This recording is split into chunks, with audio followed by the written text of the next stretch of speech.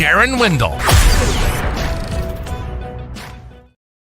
Fish freaks, welcome to episode number 129 of the KFO show, Kayak Fishing Obsessed. I'm Darren Wendell, and I'm hanging out with my co-host Wyatt the Hammer Hammond, fresh off an absolute killer run at the Bassmaster Kayak Series down on the Kissimmee chain. We'll get to that interview segment later, midway through the show, but tonight we're kicking things off with Heath from Yak Tribe. We're going to talk kayak fishing community, the growth of the sport, and everything that happens behind the scenes that keeps this thing rolling. And really quick, huge thanks to this community.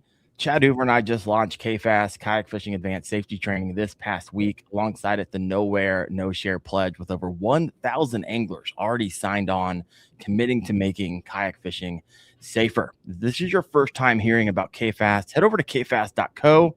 That is KFAST.co. First, let's get this started a little bit by thanking our show sponsor. We all know that's going to be Dark Horse Tackle, and they're coming in with in their box with another perfect pairing. Wyatt, it's going to be this guy right here. So this is going to be the Jigmaster Perfected Ned Head. It's going to have a screw lock on the top up here, and this is a Crocogator slide shad. So when that bite's tough and that cold water bite, I look forward to throwing. I know it's interesting. Little wings on that. It looks like a goby bait, smallmouth. Drag that around the small river. I cannot wait. So check these out at darkhorsetackle.com. Wyatt, how you doing, brother? Doing all right. Let's say it's finally a nice 70-degree day here. So brought some of the Florida back with me. My wife texted me. She's like, it's 52 degrees out. I was like, well, it was negative 20 last week. So I'm going to go outside in the garage, and opened up the garage, and I started just goofing around with the fishing stuff. It was freaking awesome. So and then I looked at the month ahead, and I was like, ooh, things are going to start melting. I see wind, I see rain, I see 40 degrees. I was like, oh man, fishing season is right around the corner. Here it comes. So pumped, so jacked. Well, I'm going to withhold all the questions I want to ask you right now, Wyatt, because we're going to get to that in a little bit, but I don't want to leave our guests in the green room too much longer. So with that said, let's welcome Heath from Yak Tribe to the show. Heath, how's it going, brother? It's going good, man. Thanks for having me tonight, fellas. I really appreciate it. It's an honor to be here, of course. Yeah. Now, I didn't say your last name because I figured I was going to butcher it. Is it Panganiban? It's funny, that's like the first question, whatever podcast, whatever. How do you say your name? And I always say the same thing. If you want to say it the white way, okay. Yeah, can I say that? Yeah. Okay, good. Yeah. Panganiban. Panganiban. I would have said it correctly. There you go. If you want to say it, my father's way, Filipino, it's Panganiban. So whichever, my mom says Panganiban, my dad says Panganiban, whatever makes you more comfortable. Yeah, I'm going. I acknowledge both. There you go. Yeah, 100%.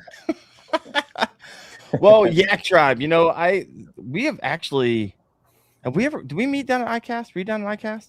We have never met. I'm always at ICAST, but no, we've never met, man. So this is our first time meeting virtual, man. Yeah. There you go. Well, I appreciate everything you do. The tribe that you're creating over there, I think it's freaking awesome. So I guess we'll just hop right into it because I'm curious as well. Of course, spend some time on your website, yak.tribe.com. Because there's something else called Yak Tribe. I don't know what else is out there. It's really weird. It's like Warcraft thing going on. Yeah, it's like this old gaming thing. Yeah. Mm-hmm. I love it. So for those who are listening and who may not know, what is Yak Tribe and how did it start? Yeah, man. So Yak Tribe is we say we're a national kayak fishing community. We don't mean to take over the nation or the globe by saying that, but at the time when I started Yak Tribe, I was really careful I don't like creating things if there's not a void, in the space that I'm wanting to create. Okay. So I felt like there was a need there. Back in like 2015, back in those days, I guess, 10 years ago? That's crazy, right? It is crazy. I'd already been kayak fishing for a long time. I've been doing it since I was a kid. But in those times, it was really more, of course, there was KBF. Chad, he was doing his thing, and he was focusing on bass, and he still does. But everything was really local. I mean, sometimes you could find something regional, like in Louisiana or by some of the bigger lakes. And so I really wanted to take at the time, and I still am a web developer, take my experience from, building websites and doing all those things, and then create create a social aspect for, and a community aspect of kayak fishing. And actually I went to ICAST in 2014, I think it was. Okay. And I was like, man, there's a lot of great stuff here for like fishermen in general. You know, at that point, kayak fishing wasn't really taking off as hard as it, was in the coming few years. And so I just really felt like, man, we could do something about that, and we could use social media to our advantage. And we just started doing that. And just basically, honestly, man, it kind of started off as like, what's that website that you would go on for? I mean, I would never on them, like a dating profile, like a dating, like a match. MySpace for kayak fishing. Yeah, like match.com or whatever. Honestly, it kind of started like that, where I just started like connecting kayak anglers that were local. And then we had a database on our website, and I was like, look, throw your city, throw your state, throw your Instagram up there. And funny enough, people actually started using the database on our website, and they're like, yeah, I linked up with so-and-so in Tampa Bay, Florida. We went fishing, and I saw the fruits of that. And I was like, hold up, this is actually kind of a pretty cool thing. So I really started going a little bit more harder on social media and just pushing like, hey, we're not just like a regional or a local or a county community. Let's connect nationwide. And so then we started basically doing meetups all over the nation. We started off in Florida, then Alabama, Georgia, Louisiana, Texas, and we just started going all the way to Cali. And my wife and I bought an RV, threw our 2 kids in there, and basically just started living out what it is I was trying to preach at the time, which was community. And you guys remember like the boondoggles and all those things? Oh, like, yeah. 100%. Those things ended up like dying off, right? And so I was like, hey, man, I want to go do this. I want to go to the local regional communities and kind of support what they have going on. And we started having people come from like Pennsylvania down to Louisiana for meetups, from California, from California to Georgia, from Florida to Texas. And it became a thing where, I mean, we would launch 100 kayaks at a Louisiana kayak launch at Pat Kayak. Have a massive crawfish boil afterwards. Everything's always free. And we just started doing it just grassroots like that. So, man, in a nutshell, that's pretty much that's why I say we're a national kayak fishing community. Not to say, hey, we're better than any other community out there. It's in support of all of the other communities out there. So Heath, all I'm hearing is that you were the original matchmaker for kayak anglers. Man, I'll take it. Bringing dudes together from across the country just to go fishing. Basically, man, giving every dude an excuse to give their wives to go fishing. So yeah, I gotta make new friends. You always tell me I need to go out and make new friends. I'm trying. Basically, the dating grounds for kayak fishermen, I guess. Honestly, though, in like all seriousness, these dudes have become like, it's kind of a beautiful thing because all these like spin-off communities have come out from it. So like these guys, they come to a Yak Tribe meetup, they meet each other, they're having a fun time, and then I see them on their own trip together. I'm like, hey, where's the invite? I'm the one. I matched y'all together. I'm the OG matchmaker. Come on, in the world. Yeah, that's kind of cool. So I think technically you can still go on your website. Is that what's still live right now? You can go there and you can see people's Instagram and you can filter and you can still use that. And honestly, I've taken, there's been ups and downs in the journey of Yak Tribe just because of my profession and what I do for work, and that portion of the website and the community. I've dedicated 2026 to really pushing that harder and making those connections. And everything's free, as you saw. There's no, you don't need to pay for anything. It's just a resource. Yeah. Wyatt, what do you think? That's pretty awesome because, like, I mean, back whenever I started kayak fishing tournaments, like just finding somebody to go with made all the difference in the world of like, do I want to drive to Alabama by myself? Not really. Right. But if somebody wants to go with me, absolutely, I'm down for that. Or if I want to go 2 hours down the road and go fishing in saltwater, I don't want to go by myself. I want to go with somebody, and like being able to find somebody like that just wants to go out there with you is just an infinite confidence booster. So that's awesome. When you find that fishing buddy, it literally changes the game. Yeah. Yeah. Like when you find that community, like I went and did that tour of all these Humminbird and Yak Attack and Bonafide, And I originally was going to do that myself. And like 2 weeks before I left, I called up my buddy Jake. I was like, hey man, you want to go with me? Probably it's like really short notice. He's like, yeah, I'm going to take that time off. So he took a week off and he went with me. I was like, oh my gosh, that trip would have sucked. Awesome. 2,700 miles in my 2000 Tacoma. That wouldn't have been the funnest ride. And then of course he brought his drone and it made all the videos look better. And it was just, we did some lives on the road. But when you find that fishing buddy, it changes the game. I was just talking to Chad Hoover, talking about bringing those boondoggles back, right?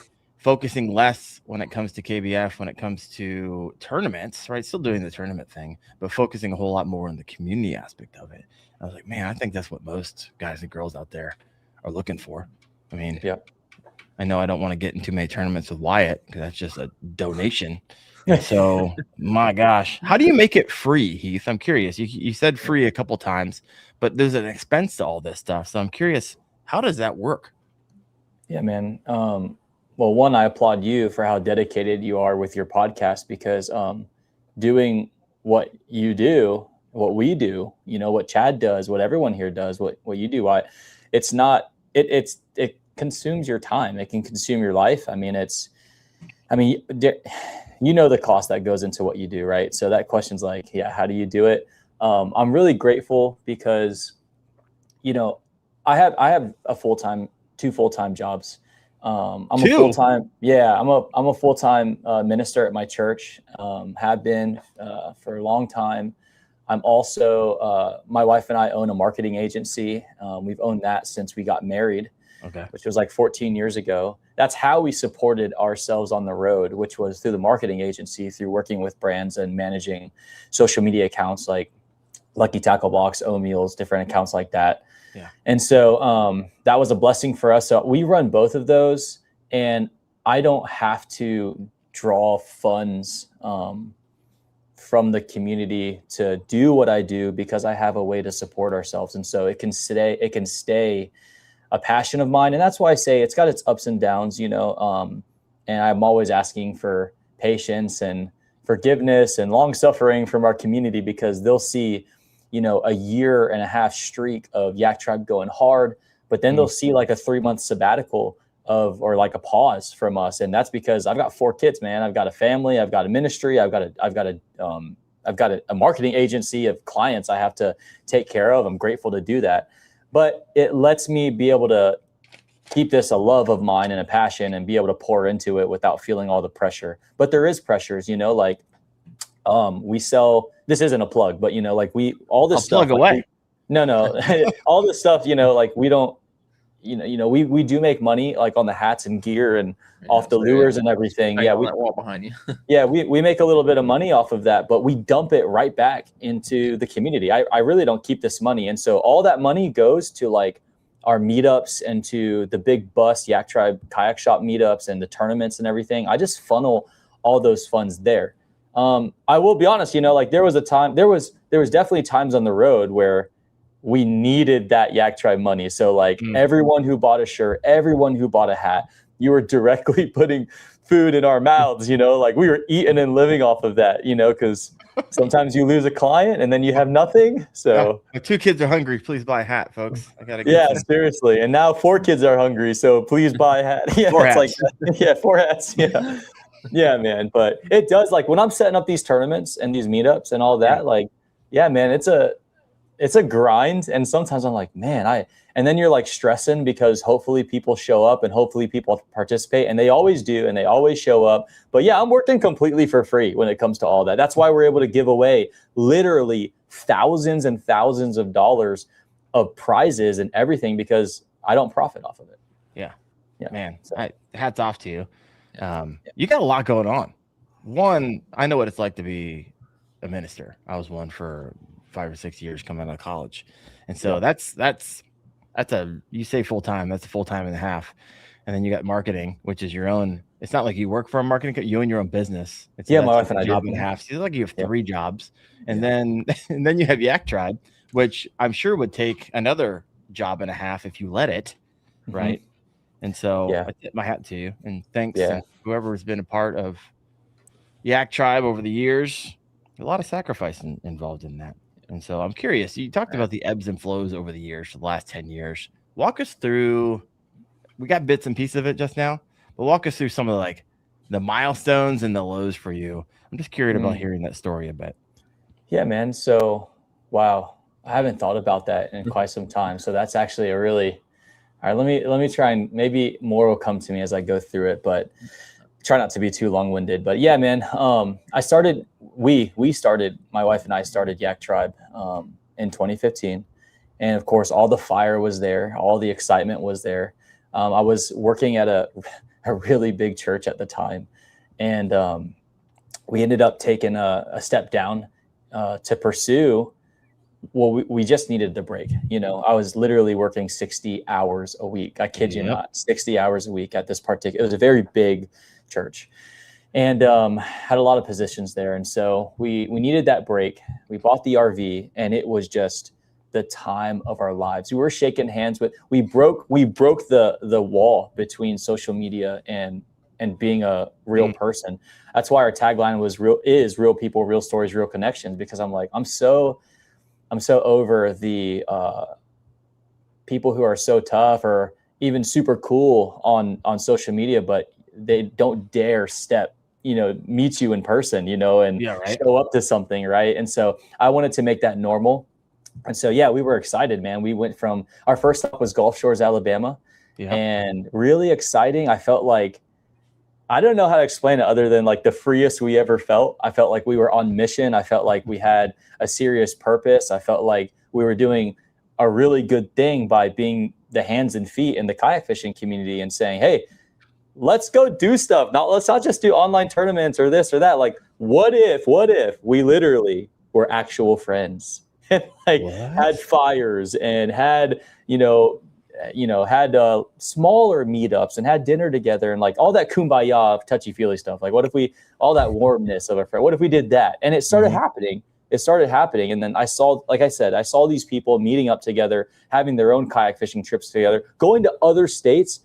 Wendell, I'm kidding, going to other countries on excursions, kayak fishing excursions in Panama and other Costa Rica, other places. And I'm like, okay, what we're doing is working. And that's really, really cool. And so I started to get a little bit of recognition by some of these kayak fishing manufacturers that I was a customer of for so long. Some of those being, Railblaza and Yak Gear and, Boondocks and some of these other companies, and started to get a little bit of, O-Meals and some of these other papers. They started to kind of support what we were doing, which made it easier. And so we started to do those meetups that I spoke about. So I was really at the top, man, and just really feeling great about what we were doing from 2015 to about 2017, 2018, until that started. You're on the road for 2 years? Over 2 years. Animal. Yeah. I love it. And so our kids, we were loving it until, we started to feel called back to Tampa Bay, Florida, where I was born and raised, and, to the ministry back over here. And I remember sitting at the RV table with my wife. We were at my favorite fishing spot ever, which is Point of Shin, Pack Kayak over in Louisiana. And our RV was posted there all the time for months at a time. And I said, I think it's time to go home. And she just started weeping. And she was like, I love this RV though. And I was like, trust me, I don't really understand why we're giving this up at the moment either. I really don't understand this. And so, but then we started to understand it once we did, follow that calling. We moved back to St. Pete. Well, when we did move back to St. Pete, I got, back involved in ministry. That's why we moved back here. And then I got, of course, invited to be full-time ministry. And when that happened, I wasn't really good at balancing Yak Tribe, the ministry, and Rizotech, our marketing company. And Yak Tribe, as much as I loved it, started in 2019, 2020 started to really go downhill. Not because of the people, not because they weren't excited or supporting or buying shirts and hats or whatever, they were super into it. But I just had like a breakdown, and I was fishing, I was kayak fishing, and I set up my GoPro and I made a video, and I shut Yak Tribe down. I was like, hey guys, I can't do this. I I love you guys. I don't know what's going on right now with me. I just feel torn. I don't know how to balance. I don't have the capacity. And I love you guys. I'm grateful for the support. Maybe one day my kids will open it back up or something, but I can't do this. And I was at a pretty low point, dealing with sounds pretty low. Dealing with things, in my life and trying to do my best to still have a smile on while telling Yak Tribe, thank you so much. But I shut it down. And the support I had when I shut it down was unreal. It made me almost want to be like, April Fools, just kidding. Because as I shut it down and made that video and put it out and it went all over social media and everything like that, everyone was just like, hey, can I buy anything that you have? Like, can I buy anything remaining? I still want to rep the tribe. The tribe will live on. Hey, can you cut some more stickers? Can you print some more shirts? Will you take one last order? And it almost seemed like a stunt because I made I made so many sales. Yeah. Right. But it was all in love. Like people were like, hey, I'll take whatever you got. I don't even care if it fits me. And I was like, this really sucks to shut down, but I think it's what I got to do right now. Okay. And I took about probably close to 2 years. I stayed signed off for like a year and then I kind of like looked in and dabbled in it here and there. That was a really low part, man, low time. And I really learned a lot about how to manage and how to delegate and how to work within my capacity. And I started like, honestly, I'm not in all humility, really, I started to feel like I was actually killing it. Like in my personal life, I felt like my tasks were getting done and my clients were being taken care of and the ministry was going well. And I was spending time with my family, which is my first ministry and most important thing in my life is my relationship with my wife and my kids. And that was going well. And then I started to feel this desire and people were still, even though I wasn't signed on, people were still having their own meetups, going on our website, finding people, posting on social media, using our hashtag. I logged back on and people were still tagging Yak Tribe. And, after a while, I decided, yeah, it's time. I'm ready. I'm ready to come back. And this isn't like a Heath show. It's never been a Heath show. I really don't care for the spotlight, to be honest. But I was like, man, I'm ready to bring this back to life. And started to do it. And it's kind of like nothing ever really happened where I didn't stop it because I logged on and the notifications went crazy. People were already doing this, still tagging us like the week before I signed on. So that was really encouraging. And then my vision started to shift just a little bit. And yeah, man. So right now I would say we're still on the up because I have a lot of dreams still and a lot of plans for Yak Tribe, as the community allows, if they're up for it. And so right now we're on that curve still up, man. Yeah, I like it. Yeah.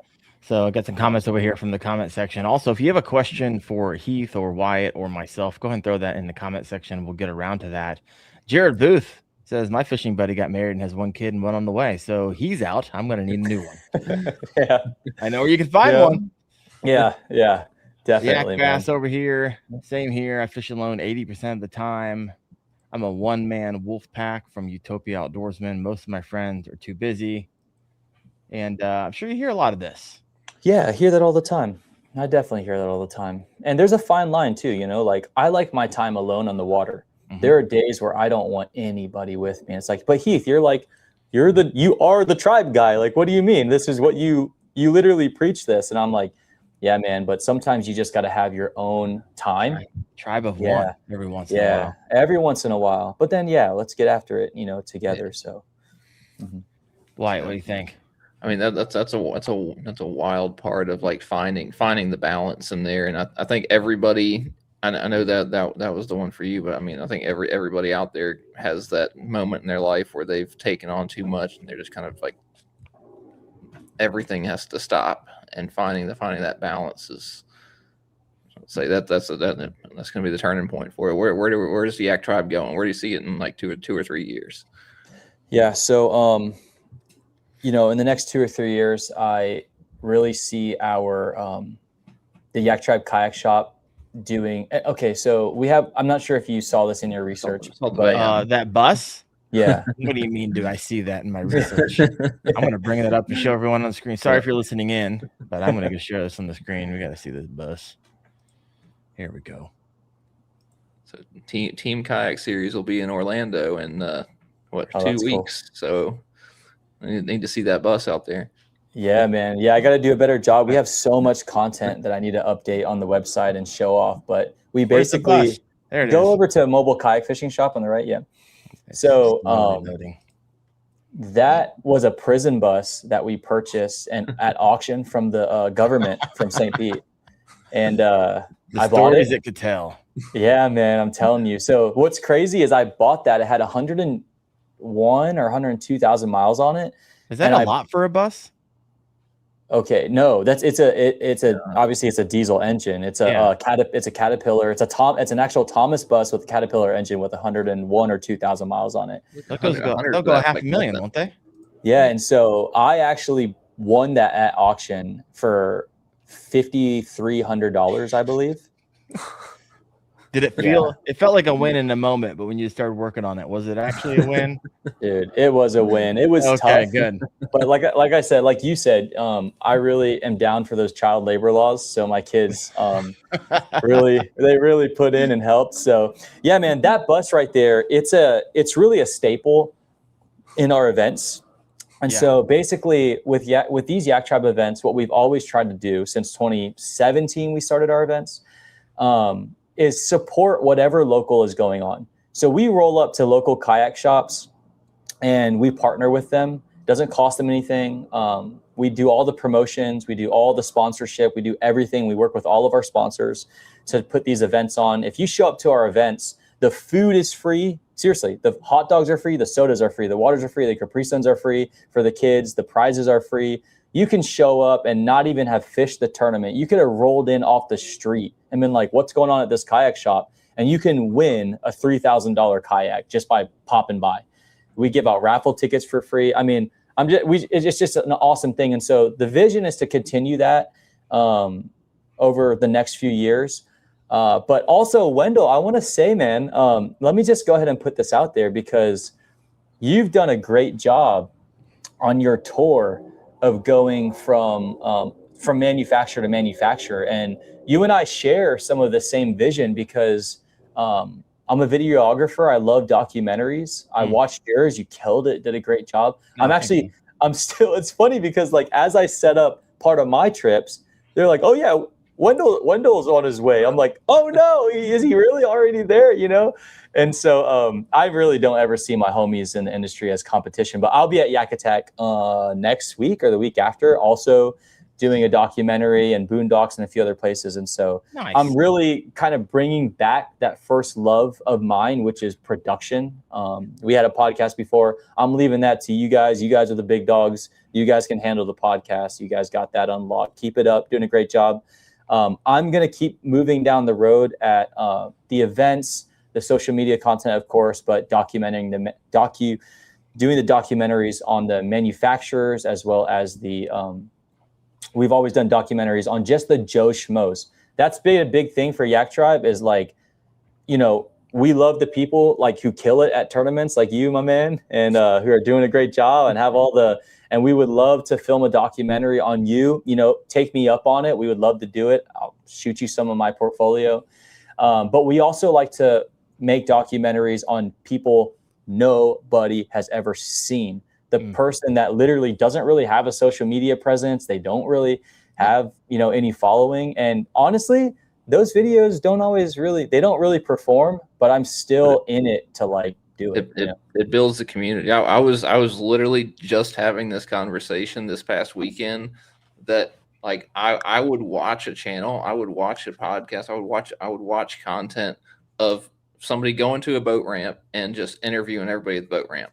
You know, how long you been kayak fishing? What's your favorite lure? Just like let's just talk to everybody who's there. Let's interview everybody that's there, and just have a grand time. And then, you know, as you post those videos, people see them, and you know, I'll say you start recognizing everybody through those videos. No matter if they fish one tournament, stuff like that. Hey, I saw that video of you, and it just kind of builds the community. Everybody gets to know each other a lot better.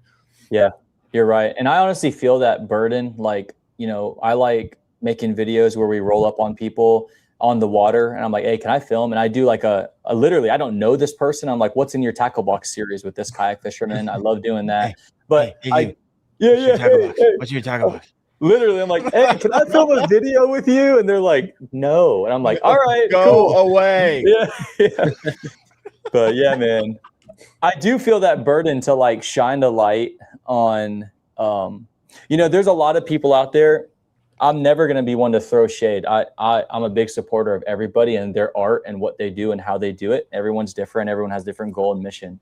But I do feel the burden because we're really more of a grassroots, community and things like that, connection and the warm, fuzzy feelings and everything like that. We're not huge into like the big clickbaity stuff and all that. And so I do feel, and nothing wrong with that, but for those who do it, if it works for them, it works for them. But I do feel the burden of making content, even if I know it's only going to get 200 or 300 views, to shine the light on people that wouldn't have had that light shown on them before. And so like, I literally just did a documentary in Georgia and I'm not, I got to be careful. This person is pretty well known now. They're killing it. They're doing an amazing job. But I spent, I don't even know if it's really right to talk about this, but I don't know. I think people might find this interesting. I spent something like $1,300 or $1,400 of our own money, like out of my pocket, like out of Heath's pocket, to go to Georgia, to get an Airbnb, to do everything that needs to be done, to film a documentary. And you know how many views that full documentary, 4K, 60 frames per second, beautiful narration, drones, slow-mos, like it's like professionally done. It didn't even crack 600 views. But to me, I'm like, dude, it's painful to me. I'm not gonna lie. It's painful, but it does. But I do feel like I'm doing something good, and I feel like it's going to pay off. Those things are going to pay off at some point, even if I don't see the fruits of it right now. Yeah, no, 100%. Guys, we have 70 live right now. If you have not yet done so, please hit that like button. Of course, it's going to give this video a little extra juice when it's all said and done. Wyatt, got any questions? I got one for Heath. I mean, like, I know you're talking about you don't want a ton of support, but tell us about what's hanging back there behind you. Like we gotta so you gotta give away to people. What you selling back there to support you? Man, I appreciate it, brother. Yeah, so we've got a lot of these we don't make. This is like regular. Like I'm a big topwater guy, so I'll burn topwater all day long. Topwater or die. Like that's my thing, right? Big snook, big redfish on topwater. That's my thing. So we've got a bunch of models of you guys are familiar with the lure that's shaped like this, right? Yep. Okay, yeah. The lure that is who shall not be named. Shall not be named. Yeah. I've got a bunch hanging right here, as you can see. So I love this lure. I love these lures. It's a great one for you guys, even for freshwater guys. But these right here are the Yak Tribe topwaters. And I'll tell you, these sell on the website for $6.99, right? How do you make any money? Cheaper than name brand one. What I told you, like I don't really make money on this. And so I do get crucified by like my business friends in the industry. They're like, dude, you could totally like make so much money and sell memberships. And like, honestly, I'm going to support people who do that. Like, rock on. You guys got that covered. But me, I love this. I love fishing topwaters. $6.99. I give it away for free. Yeah. It's got BKK hooks. It's more durable than this, the other one we mentioned. It's more durable, lasts longer, sounds better. It's higher quality, the eyes, everything much better for literally 40-50% less depending on where you buy it. I sell it for $6.99. We've got a whole slew of those, and we've got a whole slew of soft plastics that sell for $5.99. So all high quality stuff. Pretty fantastic. Yeah, man. So for those who are listening in, not looking at it, on the bottom of the screen, you can go to www.yak-tribe.com/shop, or just go to yaktribe.com. Yeah. You'll see the shop store. What else you got over there? Let me show you this one right here, bro. I know, because I know we've got some cross. Like, I'm a big saltwater guy. One of you guys have to bring me out and teach me how to fish. I've always said this, and I said this to Chad too.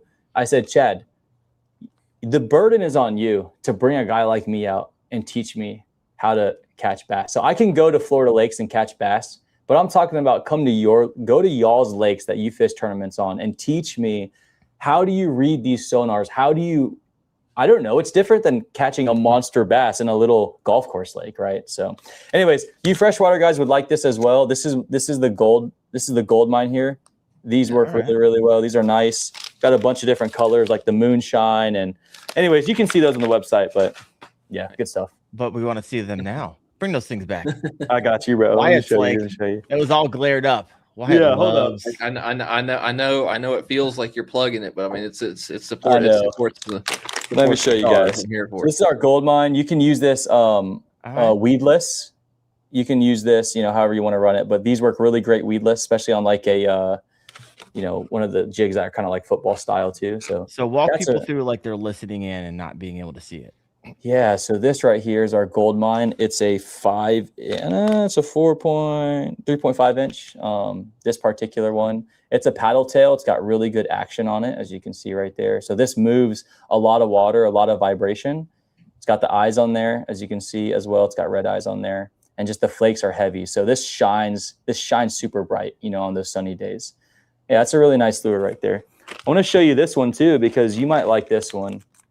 This particular color, I picked out all these colors and made these here. So that's the moonshine right there. You pour these? No, I don't pour these. Okay. Yeah, but that's a nice one. This one does really, really well. Let me show you real quick. Got some. What else you guys want to talk about? We gotta get into some fishing talk too. Oh, we will. We'll talk. I gotta here in a few minutes. We'll let Wyatt take it home. But yeah, we have a comment over here. We'll get to that in a moment. You got something else to show us? I should have been more prepared. This one's all beat up. So this is my redfish lure right here. There you go. Killer. They're all branded. Everything's all branded. Killer lure right here. It looks used and abused. Looks like you've caught a few on that. It is used and abused. This is going to be one that looks familiar to you guys. I think I have it back here. Yeah, here it is. There's no reason we should be paying crazy monies for that. This one. You guys know that one, right? Especially when Heath gives them away for free over at yaktribe.com. Yeah. So $6.99 BKK hooks, all good stuff. Sounds really good. Yeah. Literally, you can catch like multiple overslot redfish on this, no problem. Well, looks like I know where I'm going after the show tonight. Yeah. Look forward to that. Thank you so much for that. You're welcome. I am anytime anyone ever gives me money in the comment section and asks the questions, I just stop the show. Just let everyone know. Sweet. I don't care what the question is. I'm going to ask it. So here he is. Stinky River Tom. Bringing in $10. Appreciate it, brother. Any insight for someone trying to kayak fish, new to this, in some brutal waterways? Not quite sure exactly what that means. But I only caught one muskie on the Yak year one, and I got laughed at a ton. And I'm trying to get it dialed in for 2026. So when Wyatt, Heath, when you hear that, what comes to mind? Help Stinky River Tom out. He's doing great because he's caught more muskie than I've ever caught in my life. There you go. So, you beat Wyatt Hammond. That's not a thing a lot of people can say, Stinky. Not something a lot of people can say. Like, I feel like with as much fishing pressure and as many people are out on the water with boats and kayaks and everything, like every waterway is a brutal waterway. I mean, there's private ponds and stuff like that, and you've got people have their little like sneaky spots here and there that are just loaded with giant fish. But just going out there, you just got to keep going out there. You got to keep going out there and keep trying different stuff. If it's not working, change it. I'd say the mantra I'm preached at. If something's not working, change it. If you're going out there and throwing a spinnerbait all day and you're not catching fish, go out there and throw a square bill. If that's not working, go out there and throw a creature. If that's not working, go out there and throw something else. Like you got to put the time in. You got to keep putting the time in and keep kind of trying to recognize what's working, what's not working, and then leaning into what starts working, and then you'll start figuring it out little piece by piece. Yeah. Tom, where are you located, my friend? Because I'm getting ready to. I think of course, he fishes a lot of rivers and stuff, but I'm leaning heavy in 2026 into a lot of river fishing. So, be looking forward to sharing what I'm learning along the way. I'm saying like Potomac, PA, probably PA, or I'm going PA, Virginia. He's not. He might have left. He's like, fine, Darren's not going to answer my question. I'm going to be out of here. By typing right now. It's like, I can't type fast enough. Leave me alone. Northern Wisconsin. Mean, nasty rivers. Northern Wisconsin. Gosh, he's like Canada. Way actually there, Michigan at that point, if he's northern Wisconsin. Yeah, that is ooh. I got nothing for you. I don't fish northern Wisconsin. Yeah. All right. Well, one time. Let's go ahead and switch gears. I got some more questions for you, Heath. We'll come back to that. But Wyatt, can you lean over to the side of your desk and pull up that thing I asked you to bring to the show? Might have to zoom out a little bit. Might have to zoom out a little bit. The trophy is so large. Let's go. There it is. Bassmaster Kayak Series. Second place. Oh, man, I was rooting so for close. you so bad. So close. But knowing before you went down there, you told me, hey, Florida's never really been good to me. And there were over 250 anglers in this tournament. And, of course, Wyatt Hammond's up there at the top. So, Wyatt, for someone who has no clue what the Bassmaster Kayak Series is and really doesn't understand or never really fished the Kissimmee chain, paint the picture. Walk us through pre-fishing, boat launch, the amount of people, what's going on with the fish, and just walk us through the days of the tournament and specifically your battle for first, because you were holding it day 2.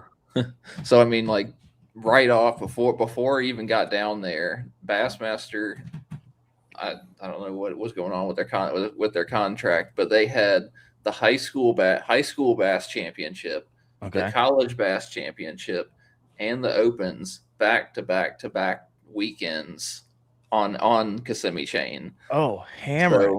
Yes. So I mean, that place was getting smoked, and then of course we had the craziest cold front that Florida's ever seen. I got down there, folks. 70 degrees. Yeah. I got down there. It's 28 degrees on Sunday. Oh gosh. Like there's ice on everything. I think it was 33 degrees on the on day 2 of the tournament morning. Like did you see any snow? Did you see snow anywhere? Because parts of Florida actually got snow. Wow. Yeah. I know last year I was actually in St. Pete and I was flying back to North Carolina, and there was snow across the top of Jacksonville and all that. There was snow out there. But yeah, like it was. So I mean, fishing was unbelievably tough out there. As at the award ceremony, every single person that got up there said practice was terrible. Practice was terrible. Practice was terrible. No, like Florida fish. If anybody knows, they do not like the cold. Do not like cold snap, anything like that. But I went out there and I pretty much. Whenever I started practice, I just started fishing down the Kissimmee grass lines. Those Florida lakes are just lined with that Kissimmee grass, and I started just kind of everywhere I got bit or everywhere I caught a fish, I just mark a waypoint, mark a waypoint, mark a waypoint, mark a waypoint, and you kind of go like 2 or 3 miles down the bank with no bites, and then you get bite, and then 2 or 3 miles no bites, and then bite, and so you're cruising. Yeah, I'm like you speed fish when you like 3.5, 4 on my trolling motor. Just you are cruising because Florida, like you have to find them. You have to find the fish. It's not one of those places where you can fish everywhere and catch groups of bass out there, especially and then after all the pressure that they've had. So like by the end of my practice, I could look at the map on there and I could say I've had 5 bites in this 200-yard stretch and then nothing for 2 miles on either side, which is like there's a wave of fish trying to push into that area to spawn. Yeah. And by the end of practice, I started like scanning offshore, trying to find, because all the fish I'd been catching on the Kissimmee grass lines were 15, 16 inches, just little bucks and stuff like that. Okay. And I'm like, the females have to be right there. They got to be like right there. 5 to 10 feet. Yep. We're looking at? Yeah. Like right, they had like I could see the warm weather coming up. I knew the full moon's going to be at the end of this month. Like those fish are trying to get up there and spawn, and so I started scanning, kind of graphing out in front of the grass lines, marking like little ditches and things that I could see in the grass where you've got 27 different kinds of grass out there, and they all kind of compete, and some of them die off and leave little veins and things like that out there. And I found a couple places, like I still wasn't killing them in practice, but I caught a couple fish offshore, and I was like, that's kind of the best thing I got. What are the sizes of those offshore? The offshore, I didn't catch a fish over 17 inches until Saturday. Wow. But like just in time. Yeah. And I went out there, and so, you know, Saturday we get to the boat ramp. There's 250 kayaks in this tournament, and I have 50 of them in my boat ramp. Wow. I mean, we have to go down this like 300-yard long canal, and we have to sit in this one little area, and like we're all sitting there kind of touching boats to each other. Like there's no room in the back of the pocket. Like I ended up, myself, Garrett Morgan, and a couple other guys, we pulled up and we saw the boat ramp, and we're like, there's no way we're even going to make it to back our kayaks down. So we helped each other just unload our kayak and just throw it in the water, carried right them down. Dirt. Yeah, just carried them down, threw them in, because it was a mess. Yeah. John was there. He had the trailer and everything, so he knows. Was there even enough like spots for trailers and trucks? Or people like parking? They were parked out down the road. Russ Snyder was at our ramp, and he drove all the way to where the boat ramp section was, turned around, and drove all the way back out down the road. About 10 minutes later, he comes backing down the entire road. He just backed it up, the whole thing. Yep, because there was nowhere to park, and he was saging all the way down the road. But that is wild. So yes, the Kissimmee chain is a ton of lakes. So why are so many people on a single boat ramp? Why is there 50 people at a boat ramp? So Toho was fishing very, very well. Florida is one of those where a lake will turn on. One lake will turn on, and one lake will be fishing a little bit better, whether it's like half a degree warmer, or just it's got current going through it, or when the wind's pushing the bait around and pushing something around. It seems like, you know, one lake will just kick off, and the rest of them, the rest of them were probably kicking off this week or something like that. They're just taking a little bit longer to warm up. Maybe they're a little bit deeper or something like that. But yeah, Toho was where it was at, the kind of the north, from about mid lake up. And I went out there, and I had one competitor on my spot, and I was going to start offshore, but I saw that he was going to kind of that offshore spot. And I was like, well, let me just go down the Kissimmee grass line right quick just to see if I could catch anything. And I had one bite down there. And I went down the line of grass, had the one bite, turned back around, went down it again. I was like, I didn't have any bites. And I looked, and he had kind of drifted off the spot a couple 100 yards. And I'm like, well, let me go check it out, because it looks like he left. And I went out to the little waypoint that I had maybe 50 yards off the grass line. Like, okay, right there. What's the depth out there where you're at? It was about 6.5, 7 foot. Nothing crazy. The grass line was at about 5. So, I mean, it just kind of slow tapered off a little bit. And as I was going out to my waypoint, I was looking at side scan, and I saw 4 fish sitting in a little, just kind of a bare spot in the grass. I threw a waypoint on it, turned around, and made the cast into it, and never even hit the bottom with a rattle trap. And then I sat there for about 20 minutes and just caught fish. out of a little hole. How big's this hole? I mean, it was just a little ditch, probably the length of a cast. And wow, they're just probably 50, 60 feet wide. Yep. And I caught 94 inches in about 30 minutes. Wow. You do this all the time. Every freaking time. He's like, oh, I caught 96 inches. I caught 165 inches in a matter of 24 minutes. Wyatt. Crazy. What's the biggest fish you caught out of that little? I caught a 20 3/4 out of that school. Okay. Yep. So you went from like 0 to hero on the leaderboards in a matter of seconds. Yeah. Everyone's like, what's going on? Yeah. So Wyatt, go ahead. Heath, you're Wyatt. My co-host now. We're interviewing Wyatt. So Heath, jump in. Yeah. What's your protocol there? So you're fishing the line, right? So I found myself in this position a few times as well. And so it's like, you're okay. So you were on the grass line fishing. Yep. Homie is like about to go offshore to this general area that you're like, all right. So what are you doing with like your mannerisms? Like, what are you doing to like, are you going to try and throw him off your scent and be like, oh, I'm really going to attack this shoreline over here? Or are you just going to hope that he kind of drifts off and then you'll kind of sneak up in there? Yeah, like, I mean, I'm not going to fight anybody for any spots. Like there's fish out there to be had. If I need to go find somewhere else, I'm not going to go up and roll. And I know him. It was one of my buddies. I've roomed with him before. So I'll say there's nothing like I will go try and find fish somewhere else before I go fight somebody for a spot. Like if they got there first, it's theirs. Why it seems pretty non-confrontational. But like I'm sitting, I mean, I was going down the whole way. Like, is he still there? Is he still there?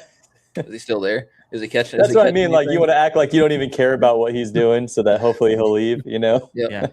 He's looking at you, by the way. Is he still there? You're looking at each other, waiting for each other to move. Is he going to move? Is he going to move? Yeah. You're both in each other's spots, just waiting for the other person to move. 5 hours later. Yeah. Man. All right. So this is day 1 or 2? That was day 1. Okay. So where are you standing in day 1 at the end of the day? Unless you got some. I think I was fourth or 5th at the end of day 1. So 4th or 5th with your biggest fish being a 20.5, that isn't a crazy day down in Florida. Like people are not having a good day fishing. Big fish for the day was 24.25. That was Garen Butler. And I think so far I know of like 4 or 5 24.25s that were caught this tournament. Yeah. And 2 of them were caught by the number 1. Two 24s were caught by the one guy. Yeah. Yeah. Wow. Yeah, I would just go home if I caught 2 24s back then. Anybody else in the comment section? If you caught 2 24s in like the same day, I would just go home. I saw him walk into the awards ceremony, and I was like, "What is he?" I was like, "I would have called Steve and said I'm not coming in. You can mail me my check." Yeah, like I'm staying out here. That is insanity. He said he caught he was talking to us before the awards, and he was like he's just throwing back 20s left and right. He's like all day he's like throwing back 20s, and he's like, the bite kind of died off at 1 o'clock. I'm like, that's 6 hours.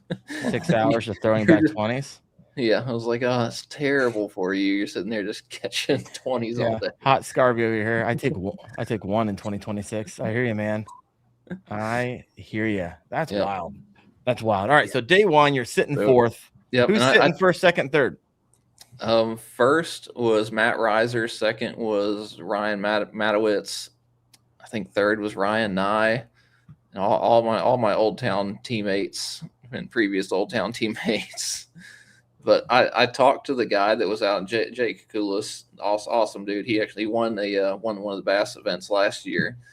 I talked to him. We came back to the boat ramp together just to make sure that we got back all right, because it did get a little windy there. And we were talking the whole way, and he's like, dude, he's like, you're in it, I'm not. He's like, I only caught 4 fish today, so he's like, I'm gonna go somewhere else. He's like, you can have that spot. And it's just like awesome sportsmanship from him. Yeah. So I really appreciate him. And then day 2, we come out, and there's like 20 boats at the boat ramp, so significantly easier day 2 out there. And 30 people had a terrible day fishing. That's what happened the day before. Yeah. Yep. And then so I beelined it straight to that spot, and it took me 45 minutes to get there. You get 30 minutes of travel time, and then 15 minutes of it was still me traveling while other people were fishing. And I got there at 7:05, and from 7:05 to 7:27, I caught 92.5 inches there in 20 minutes. You essentially caught all your tournament fish in a matter of 50 yards. Yeah. Like one waypoint. Bro. In like under an hour total. Yeah. Wow. I mean, after a couple hours, once the sun came up, 7:30, 8 o'clock, those fish just kind of pan. I don't know. I could never figure out if they went into the Kissimmee grass or back offshore. But after a little while, I wasn't catching them, and I'm like, day 2 just slicked off. I mean, it was 75 degrees. It slicked off, no wind, nothing like that. And I was like, these fish are trying to bed. It's bright and sunny. It's calm. It's warm. I was like, I'm going to go punch some mats and see if see if there's some fish just sitting up under there. See if there's a couple females just sitting under some grass mats or something. And I upgraded twice doing that. I caught an 18 and a 20 doing that. Okay. Just punching the mats. Yeah. The grass, punching the grass. Yeah. So when did you get overtaken on day 2? It was about. I texted you early in the morning. Homie texted me back while he's in the fishing tournament, by the way. I'm like, why? I thought it was over. I guess I wasn't paying attention. Like, why did you win this thing? He's like, no, I still got the rest of the day. I was like, why are you texting me? Go back to fishing. I'm like, what are you doing? Gosh, like the best guy ever, coolest dude I've ever met in my life. All right, keep going, Wyatt. It was, I think it was like 11 o'clock or so, 11, 12 o'clock, where Ryan started catching him and working his way up there. He was fishing kind of a little bit farther north, but he had a lot of people try and come in. Like a lot of people saw him because he was in second place day one, and a lot of people went up there and started fishing around him. Oh, really? That's a bummer. Yeah. Well, so like he had a lot more pressure on his spot, but he ended up catching a 21 at the end of the day, which is part of the reason why I started going punching, and I left my offshore spot because I was like, I haven't caught anything giant off the offshore spot. If I'm going to catch something 24 inches, it's going to be under a grass mat. Yeah. Oh, so close. So what was your total inches for total? I had 190 3/4. And what did Ryan come in at? 194 1/4. I mean, like 3 3/4 inches. Okay, he earned it. 3.5 inches. Yeah, that's a lot. That's a lot of inches for between first and second, but still. Oh, was everyone catching him on the same thing, rattle trapping, punching, or was everyone the rest of the top 5? I think were catching scoping. They were scoping. I know Ryan said he was throwing an Alabama rig scoping, which is. Don't like losing to an Alabama rig scoping in Florida, but if it'd be like just tell me you were punching or something, just tell me you were power fishing. Oh my gosh, that's wild. Yep, but yeah, I caught all my day 2 fish on a. Let's see if we can make it. Big giant chatterbait. Is that a Z-Man trailer? It's a 6 cents Shindo. Oh, okay. Yeah, I wanted something big. I wanted like a big trailer I could put on the back of that thing. So that was it between those 3 lures: chatterbait, rattle trap. Any particular rattle trap? Those things come in all different shapes and sizes. I was using their little Rapala snares. Okay, that's not a rattle trap at all. That guy. Yeah, they're nice and they have a nice deep sound to them. So, and they're kind of small for a rattle trap. So I've been I think they just came. I'm not sponsored by Rapala. They just came out a couple months ago, and I picked a couple up, and I've been catching a lot of fish on them around here. Bring that back up here again. Let me see it again. That guy right there. Yep. Right on. Do you change out the hooks on any of your stuff, or do you just out of the box? Everything that moves. This one actually has. I changed out the split rings to oval split rings. And I changed out the hardware that comes with it to it's like 80-pound. Just some of the stuff that comes on stock baits and things is kind of junky. Yeah. And then I changed out the hooks to the triple grips. I do light wire on rattle traps because I want them if they swipe at it to get hooked. Those are triple grips. Yeah. I actually these are Gamakatsu Gamakatsu, the EWGs. I used to go heavy wire on my rattle traps, but I feel like I lost a couple fish because it didn't. Like I'm throwing 12-pound tests on a rod that's kind of soft, and I was throwing heavy wire hooks, and I feel like I lost a couple fish. Okay. Because of that, so I went to suit them like just light, super sticky, where if they just kind of swat at it, it'll get them. Do you essentially, when you get any lure, you basically just change out the hardware on it? I kind of overly psychoanalyze all of it. Seems to be working for you, Wyatt. The guys that I fished with would tell you I've been working on getting this bait to work for about 2 months now. Wow. just for Florida. What do you mean getting it to work? So I've been messing around with trailers and things like that, and I've had hookup issues because I've been messing around with giant trailers on a chatterbait, 6-inch, 7-inch trailers on a chatterbait. You're getting short strikes. They're getting the hooks. They're scratching. There were teeth marks down the whole blade and things like that, and they were still coming off. Like I'm hooking the fish. I'm hooking giant fish, and they're just pulling off, and they're just losing it. I don't know if the trailer's folding in their mouth and they're not getting it. But I went to this one, and it's a little bit thinner. It's actually kind of swims behind the chatterbait pretty well, and I lose a lot fewer fish on it. All right. And I've been I go way, way overboard when I'm preparing for something, and I think it's gonna be a key player. Like I changed out rods, I changed out line, I changed out reels, I changed out that's actually a jackhammer that I cut the skirt off and put a different skirt on there just so the blade is a different color. Do you ever goof around and modify the blades to get different vibrations and frequencies? On spinner baits, yeah. Okay. Spinner baits, you can cup them, but this one is it's a shad color, but you can't really tell, but it's a black nickel blade. Okay. So it's not super, super flashy. This is what you think about when you go to sleep at night. You're like, oh, gold blade, black, Malone Trailer, Yak Tribe, EKK hooks. I don't think your brain ever turns off. No. Ugh. So you bass fish? You don't bass fish, do you? No. I dabble. Yeah. Oh, are you talking to me? Yeah, I was talking to you. Not like Wyatt does. No, I mean, not like Wyatt. Dude, no, not like that. I will go bass fishing. I just did the chat over in Georgia, Tennessee area. I'll fish. Dude, I live in Florida.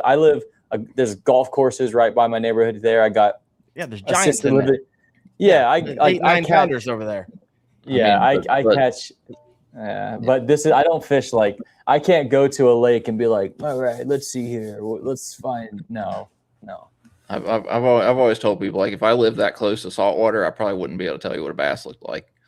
You wouldn't, man. Yeah, this is insane. That tarpon that I stole from your thumb page and used it as my thumbnail, bro. You have to tell that story, Heath. Yeah, man. That tarpon is that's kind of what I do now. This goes back. What's the guy that asked the question about catching muskie? I forget his name. Thinky River Tom. Yeah, he was on this earlier. Tarpon fishing. I got some decent advice for him. You mentioned spending a lot of time on the water. Time you can't substitute time with he said, she said. Any of this stuff. You got to get out there and you got to do it. You got to put time on the water. You got to learn the fish. You got to learn what they're into. Tarpon fishing. I always had this dream to catch a tarpon from my kayak. And so I started actively, like really taking the whole season, which the whole season is end of April, May, June. That's why I have a love-hate relationship with iCast, because it cuts into my tarpon fishing, because it's like right there. And then we're done with iCast. And then all the tarpon are like, let's go to the panhandle, I guess, And so, tarpon fishing about 5 years ago, I was like, man, I want to do this. So I went and I did all my research, and I'd already been doing this research for years too, but just research, talk to shops, talk to people, where are these tarpon at, trying to learn as much as I can about tarpon, and just so much information coming in. This is the secret bait. Oh, tarpon don't bite this. Tarpon don't bite that. You have to get past crabs. You have to this. And it's just like, you get out there on your kayak and you're like, okay, I've got 1,000 things to try. So, and then, you see a massive tarpon in front of you, or a pod of tarpon in front of you, and you're like, the captain said do this, but was he just trying to lie to me so I wouldn't catch these tarpon? I'm not really sure. And then my friend said this, but is he trying to lie to me so that he catches a tarpon before me? Or it's like all that stuff that goes in, right? So my first year, 5 years ago, I hooked up with my first tarpon, lost it. It was, that stunk. But I learned a lot about that. I learned its behaviors. I learned what bow the rod to the king meant. I learned so much just by hooking up and losing it. And so I went out a ton more times for the season, saw them, couldn't catch them. Second year, then you got to wait 10 more months for them to show up again, And so then I waited again. And the second season came around, and I hooked up with 2. And I didn't land one. But I really got to understand them, learn them better. I started to know whose advice to not take and what might be real and what might not be real. And just started to hone in on the tarpon in my area. And the season 3 came. So 3 years ago. So hold up. You are now 3 years into not landing a tarpon. Yeah. And some fortitude, my friend. Yeah, man. And that's what I mean. Like, it's time. It takes time to learn it. No guides won't catch them for you. Guides can steer you in the wrong direction.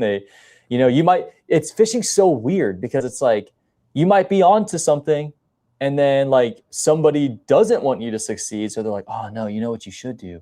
You should do this. And you're like, really? Like, yeah, that's what I've caught them on before. And then now you're bunny trailing on something else that's not going to work, So my advice is like, get out there, forget everything that everyone else is saying, maybe take into account some of it, but you get out there, you dip your finger in the water and taste it and see what's going on. You analyze everything, you figure it out, and you might start to find something that works, that you unlocked the secret magic code, right? And so, and of course, I'm watching other people, see what's going on. Then the third year comes around, I hook up with a bunch. Now I'm getting hookups. Now I'm feeling confident. Like, okay, now I know what to do. I know when to go. I know where to go. I know multiple places to go. I know what types of bait to use. And then I hooked one. I am convinced. It's too late now, but I'm convinced that I've caught the biggest tarpon on a kayak. I'm convinced. It measured over. I didn't get to submit it, but I looked up the record for it. But there's a time in which, how long you can take to submit it.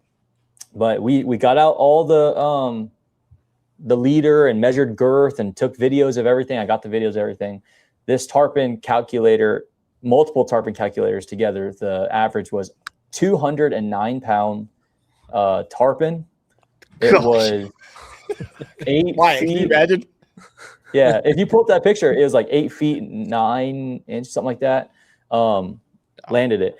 And so I'm like, man, this is it. Like that, I did it. Season 4 comes around, and now I'm more confident than ever. Landed another tarpon. Season 5, landed another tarpon. Caught another tarpon. I'm just starting to catch these tarpon because it takes time. 5 years it's taking to feel confident in like what gear to use, where to go, what types of bait, what backup bait to have, what triple backup bait to have, like all of those things, So why did you lose the first 3? Like what are the things you're doing? Or I've lost. Yeah, I've lost more than 3. I've lost dozens of tarpon. Yeah, I've lost tarpon. The thing is sometimes, well, every one of them have been a little bit different, but for the most part, I wasn't ready. If you're going to do it on a kayak, you have to, I'd love to give a class on this, but you have to have, I'm not good enough. I'm not good enough yet, or have enough under my belt to give a class, but to the guy who wants to go out there and do it, you have to have a system on what you're going to do when it all goes crazy. Because you've got that line in the water, whether you're sight fishing them. I've caught them. I've landed a tarpon, sight fishing tarpon. I've also landed tarpon soaking bait at the bottom, also on suspended. So you've got to know what you are going to do with your kayak and anchor and extra rod and this and that and GoPro cameras and everything. You got to make those decisions ahead of time, because when it happens and that tarpon grabs your bait and is flying and you just see your spool getting smaller and smaller and smaller. 200 pounds of power.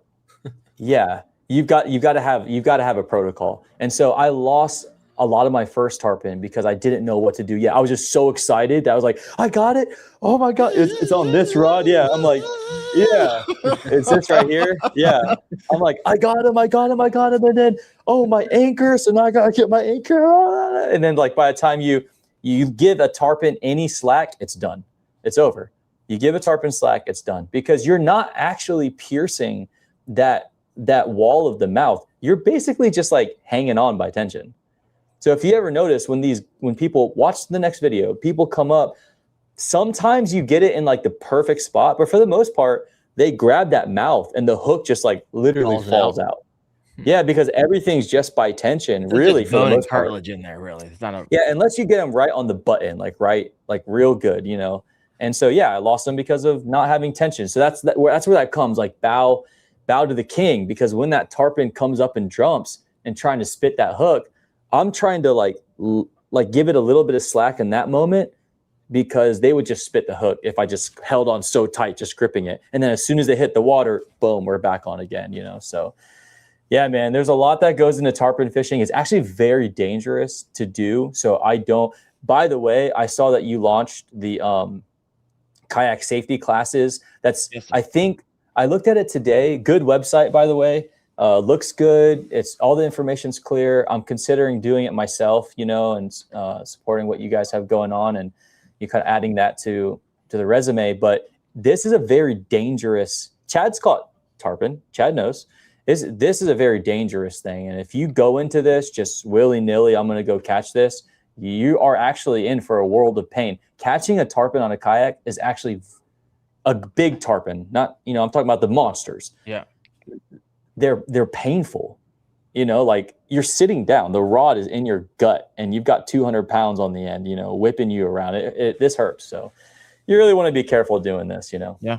One of the things that we're doing, Chad and I just met earlier this week to scope out the advanced, because what you're just looking at right now is basic, right? It's for the angler getting into kayak fishing, or we've actually had people starting to buy them as gifts for the people that they love. And it's just basic. But the stuff we're getting into now, I'm really jacked up about. I think we got 14 lessons scoped out. And from that, we're going to be doing coastal modules from people who are experts in the field, river modules from people who are experts in the field, not just the Chad and Darren show. So we're going to be bringing a lot more people in for advance. It's going to be a lot of fun. So yeah, thank you for awesome, that, man. Yeah, and Yeah, covering course, stuff like this. Coastal stuff, that's a whole nother ball game. How long did it take you to land that thing? Yeah, so the one that's in the picture that you have, that one took close to like 45-50 minutes once it was all said and done. And then you got to go through the revive process, of getting out to a sandbar and circle, all that type of stuff to revive the fish, and that takes some time. Wow. That's wild. Wyatt, ever caught tarpon? I've caught little tarpon. I think the craziest thing I've done in saltwater was king. We're gonna try like paddling my kayak, trolling for kings. Okay. And that. Nice. Yeah, that's awesome. I need to go over there, too. like Michigan, and start trolling for kings. It's the closest thing where I can find kings. I've caught a 19. Not out of the kayak. I have an uncle who goes out there and go fishing for kings all the time, but haven't done it in saltwater. You're doing different kings. Yeah. What are you talking about? King salmon? Saltwater kingfish. Yeah. Oh, we're talking about kingfish. We're talking about saltwater kingfish. I'm talking about kings. Like I thought you were talking about salmon. No. I used to live in Myrtle Beach, and I tried troll. I had an Attack 140 paddle kayak. Nice. That's perfect for that. Yeah, dude, that's perfect. You hang off the sides of those things. Yeah, that's great. That's a great kayak. But that was a learning experience. Like you hook one and it just spools you, and you're like, oh god, I got a little bit to learn on this. Yeah, man, that's a good one. Yeah. You guys are definitely the right guys to do it. Chad's got a lot of experience with all types of fishing. So you guys creating that program is great, man. So yeah, if you ever need help, holler at me, man. Will do. We had over here in the comment section, Ryan Matalevitz, who is the one who got first place, said, Wyatt is a hammer. Thanks for not catching one. Good job, bro. glad I could help. Yeah. Friends. I know all you guys are friends. That was awesome. Well, I have a question for you. I'm sorry. I have a question for you, Wyatt. I got one more for you, actually. You got time. So what about like take me. Okay. So what about me? I am pretty, familiar with kayak fishing. There's other guys, I've looked at some of these comments. There's other people here who are interested in these types of freshwater tournaments and stuff. Obviously I'm a salt guy, been there, done that, still love it, still doing it. But I have had the idea of, okay, what if I go sign up for a KBF tournament? Or what if I go sign up for these, try to figure out how to do the trail and qualify? And what's the process for like a guy like me who's never done it before, the freshwater trails, bass fishing, who wants to get into it, who wants to compete? Honestly, from my perspective, looking at what's behind you and all these different trails and series and Bassmaster and KBF, like I don't even know where to start. How could I dip my foot in the water to even put myself in a position to be where you were at the other day fishing and for what you're fishing for? So I mean, a lot of it's just going out there and doing it. I mean, just signing up for it. I know it's kind of like intimidating signing up whenever you see 200 people on there, but like we're all friends at the boat ramp. But what are the pre-qualifications though? Like, do you need? There's no pre-qualifications. So you being in Florida, like there. So for Bassmaster, there's no pre-qualifications. You just submit the entry fee and show up, and let's say Steve goes over all the rules and things like that. But for like somebody like you, like the guys down there, there's the Bass Nation series, which is a lot more local. That way, I mean, Florida is still traveling 6 hours to get anywhere in Florida, but the Florida Bass Nation has tournaments. I think they're already like 5 tournaments into their season right now, and it's February. No, it's crazy. So, I mean, that's when you get your local group of guys, and you're fishing all the stuff that's kind of local to you. I think Alabama got started up with Florida with the Alabama Bass Nation. South Carolina has Bass Nation. So I mean, the Bass Nations are all over the place, and it's exactly what you've got going on. It's a group of guys meeting up and going fishing. So it seems. So you're saying, So you're saying like the Bassmaster that you just fished, right? Yep. You could just sign up and go fish that. Pay to play. Yep. I mean, it's not inexpensive to sign up. What is the entry fee on that, Wyatt? That one was $250. It's like $260 with the PayPal fees and things like that. I mean, to go hang out with everybody and go fish and stuff like that. I mean, I've got the trophy wall back there, but like, I think the red one, if that's Nickajack, that was my very first time on that lake. So I've got a 10th place from Champlain. That was my first time on that lake. Fork, the one that I won, that was my first time on that lake. Like, I've got to go out there and figure it out just like everybody else. So that's why I asked him to be the co-host of the show, so I can slowly figure out how he does it and compete at the highest levels of tournament. I don't even fish a lot of tournaments, to be completely honest with you. I know we mentioned it earlier in the show, but like getting a travel partner helped a ton at the beginning of all these. Like if you use the Yak Tribe and find somebody to travel, like the next Bassmaster Series one is about 2.5 hours away from me, South Carolina, Santee.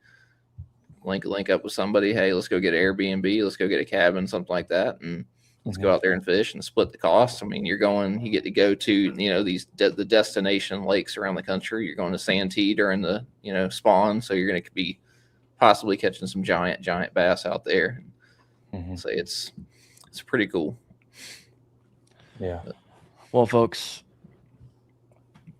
one last question. Heath, it goes out to you. Yeah, you said you're getting ready to ramp Yak Tribe back up. 2026 a year.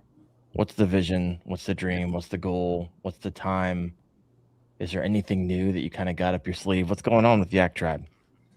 Yeah, man. So there's not, I don't have any like special tricks or like secret reveals. Actually, I take it back.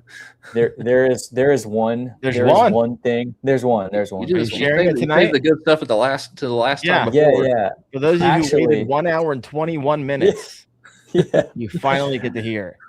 So actually, I have a I mentioned I have 4 kids. I got 3 boys and a girl. They are like the Yak Tribe biggest fans ever. If you've ever seen us at ICAST, we roll in like a pack. I mean, my wife's got the stroller with my daughter in it, with my boys, and they're over there swiping every sticker and every sample, and like they come back with a massive bag, and I'm like, you're throwing all of that away, right? Or like giving it away, because we're not keeping all of those squishy balls. And like, no, that's not. No, they're our biggest fans, and so I have a line of our top waters. We've got 6 SKUs of those top waters already, but I have 3 more coming that are inspired by them. And so these top waters they're nothing like that. They're that silhouette and model and everything, but they're inspired by my kids. So they're very interesting and fun colorways. They're pretty cool. They're different. I'm certain that I'm certain a monster redfish and snook they don't care about the colors. I mean, they care about how you work that topwater, man, and stuff, and what's really on the bottom. They don't care they can't see what's on top of the topwater. So they're just really cool, inspired by my kids. So I'm excited to push those ones out. They're going to be fun. I think all the way from kids to grown men like us are going to think it's maybe kind of cool, hopefully. So that line's coming out. I'm excited for that one. A lot more creativity when it comes. Yeah, go ahead. And you're selling them for what, 39 cents? Man, yeah. Actually, we might try and make a profit and go for 49 cents. Whoa, come on now. Come on. Yeah, man. So we're excited for that one. But yeah, a lot more creativity this year when it comes to our lures. We're going to be putting out more SKUs, more shirt designs than we ever had before. That creativity is really sparking up in my head, and we've made so much in the past, and that we're excited to put out some new designs and new apparel and things like that. So that's that. Of course, the Yak Tribe Kayak Shop and those meetups are going to continue. But this year, I'm putting a lot of my efforts into filming these documentaries.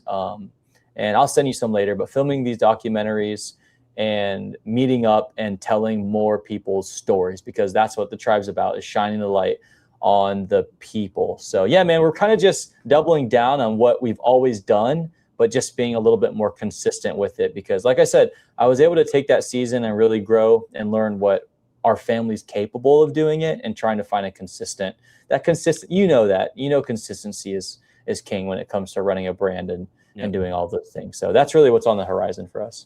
I love it. So when you go up to Yak Attack, are you going by yourself, or are you taking a small crew? Or are you taking a whole fam? No, so I'm actually taking my second professional cameraman, my second cameraman. I'm bringing him, that works all of my secondary B-roll, that runs the tripods, that runs the lights, that takes care of all of those things that I require on a video shoot. Of course, that professional cameraman and setter up person is my oldest son, Rylan. And he's gone. Oh, we lost him. That was a great story. I was just getting ready to tell him, hey, you need to, if Wade Clements asks you to stay at this house, you need to say yes, but he's back. Oh, maybe I get to tell him. Hey, can you hear me? Oh yeah, it's terrible audio, but yeah, we can hear you. Sorry, your battery go dead?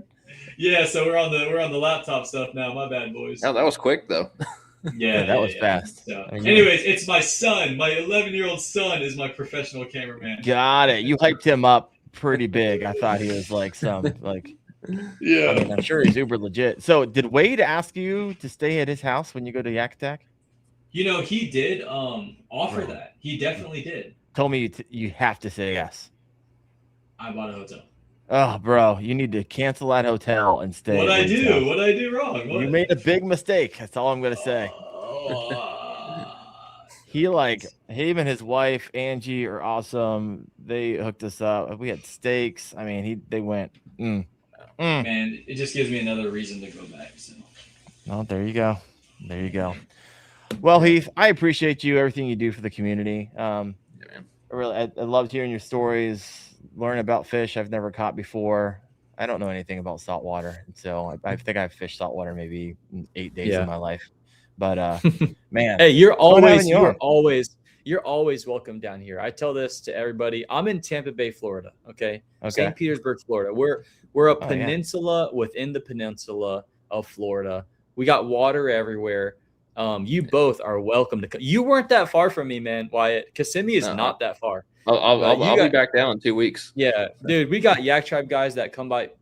Our house is always open. We got a couch there. People take us up on that all the time. You guys are welcome to come through. I got kayaks on kayaks in here. You could literally come down here with nothing, and that's what the tribe's all about. We have people that come. People go crisscross states and get off an airplane, and their homie from another state that they met on social media, they've got everything they need: the kayak, the rods, everything like that. So if you guys ever want to come through, man, you're welcome in my area. That's for sure. Threaten me with a good time. Yeah, man. Wyatt, we need to go fishing together too. My gosh. Well, you drove like all around me. I know. And that was just after you picked up a bunch of donkeys in your little bowl of a lake that you fished too. Trust me, I thought about it that entire day. That was a work trip. That wasn't necessarily a super fun trip. I mean, it was fun. Don't get me wrong. It wasn't fun like fishing trip, but Man. Well, Heath, will I see you at ICAST this year? Of course. Yeah, I'll be there. We should be. Oh, Lord willing, we should be there. Yeah. Yeah. I'll definitely see you. Wyatt, you ever get down to ICAST? I have not gotten the invite. I need to work on getting an invite this year. So yeah, I'll be there this year. That hat you're wearing, you just tell them, look, man, I need that badge. The whole team tells them that. That's the problem.